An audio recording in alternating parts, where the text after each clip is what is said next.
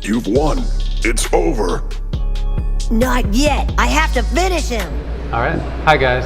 So today I'm going to introduce to you my Frankenstein deck. I call it that because I have like 4 different engines in this. It's pretty much all green. I run the Super Saiyan 3 leader, reason being it gives you the energy boost that you need to play some of these cards, because as you'll see, most of them are like 4 drops. And it also lets me play them, not have to worry about tapping out, because if I'm awakened, which I will be, because you'll find out. So to start, one of the most important cards that came out of Colossal Warfare is the Gohan 1-drop crit Kaba, basically. So I always want to mulligan for at least one of these, because I know that if I'm going second, I'll be able to awaken with 2 of these and 2 green energy. The next card for pretty much setting up is the Rebriand card. What she does is she looks for the top 7 to get a maiden. I don't play the full maiden package, I just play her evolution line. Then we go to Kaba. So the nice thing about these 2 is if I don't have any of the 1-drop Gohans, I can rely on one of these to kind of extend my plays or go into my board. So for her, I don't have to worry about if I hit like a blue and a green, because she only needs 1 green. If I have him and I have 2 greens, then I can go into this, I go into Cauliflower. So Cauliflower is my next card. I don't play the full veggie package, I don't play the Kales. I only use these 2 to further thin out my deck and to be able to self-awaken quicker. Because if I'm not awakened with SS3, I'm gonna have a hard time winning. From there, I added a little bit of spice. So Goku Black, Zamasu, some of my favorite characters in Dragon Ball Super. I added this in as a guarantee that I'm not going to die to something like Victory Strike or Board Remover or anything like that. It's indestructible barrier. It's not going to leave the board. It doesn't even get Zenoed because it stays on the board. It can't get taken off the field by your opponent's card effects. So Ultra Instinct, Zeno, it's not going to do anything to this. So if I feel like I'm in danger, I definitely want to play this. From there, another spicy engine is the Piccolo Gohan engine. So what he does is, he's a double striker that when he's played, he'll bring out any Piccolo that's 3 or less. This one is a blocker. You'll notice I play a lot of blockers in this deck, but what he does that I like very much is he's a pseudo cell. If your opponent at the end of their turn has more than 6 cards, they have to discard until they have 6. Sure, they can choose, but since we're going to be discarding their hand with the rest of my cards, it's very good to keep them at 6 as a maximum. This Gohan is also good to be able to pressure as a double striker, especially because I like to leave my opponents at 2 to finish them off. So he's a nice threat that I can do that'll bring out a blocker. And from there, I play the free blocker from Universe 2. He is a great card. In this meta, I think that you got to play a lot of free blockers, because otherwise you're going to run out of negates real quick. You're not using any energy on this. As long as I have one of the Rebriand evolutions on, I can summon as many as I have in hand. And from there, the Rebriand evolution, when she evolves for 3, 1 colorless, 2 green.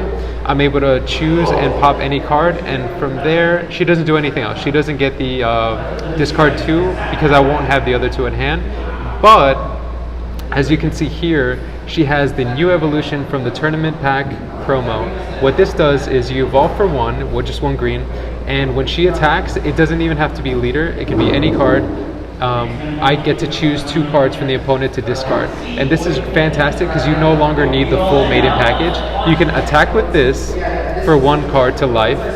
When she evolves, she comes back into active, so you can attack again for double strike. If it goes through, that's 3 damage, and you're ripping 2 cards from their hand. So this is a great finisher. My board will usually be turn 3, Annalisa. Annalisa, she discards when they try to combo once per turn. So I have this, and then next I'll fully evolve into this. So I'll swing with this. It doesn't have barrier, but in order for them to get rid of it, they have to combo over. If they want to combo, they get rid of a card. And remember, I'm keeping them at 6 with the Piccolo. So from there, with the final evolution, they're going to go down to 4. If they try and combo, they're going to go down to 3. And then from there, with Mira, they'll go down 1 even further. So from there, standard super combo, I play Piccolo. The reason why I don't play the Kai is because I'm not trying to give them cards back. I'm trying to get rid of cards, so I don't want to bounce anything back to hand. And then finally, full power energy. Again, meta call. So many 1-drops that'll crit you, like the Gohan, the Red Trunks, even Kaba is still a threat. You want to see that opening hand if you're playing against some kind of blue flute leader, because otherwise you will die turn 2. I've experienced that firsthand, and it's scary. So this is a great negate. It's also good against the 1-drop Bardock from Goku's lineage. If they attack with it and they're getting greedy, you can pop it and stop their plays right there. So overall, I'm pretty happy with this deck. It has a nice defensive hand control to it, and I feel like that's one of my best play styles. I know it's kind of ugly in terms of like there's no one set style.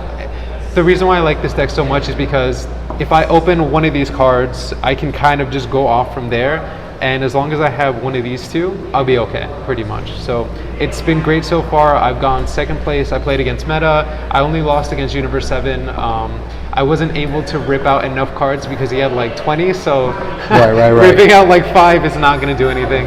But I played against the Bardock with Ape, Super Saiyan 3, the new one. Yeah. I completely destroyed that deck. He couldn't play the game. He couldn't. I mean, I was playing Harugan today, and it made it so difficult to try to out combo this. It's what do you call it? Your Frankenstein deck, I believe. I call it a Frankenstein deck. Just because there's so many engines in here. Before, I used to run the Broly package instead of the Piccolos. The reason why I changed them is because of Universe 7. Because when you have Harudegarn or Universe 7 and they have like 15 cards in hand, just taking out a few here and there isn't going to do anything to them. So with this package, I'm making sure I'm keeping them at 6, and then from there, every additional card I'm taking out really hurts them. So that's why I made this change. I could probably switch it back and forth, maybe keep these as a side card. I'm testing them right now, but I'm pretty happy with them because it gives me an extra blocker, it gives me an extra double striker. So I think this is a pretty good call right now. And so yeah, this is my deck. I hope you guys enjoy it. Like and subscribe. These guys are awesome, bringing out good content, supporting the locals. And if you have any questions about the deck, I check the comment section from time to time too. I'd love to hear any ideas you guys have.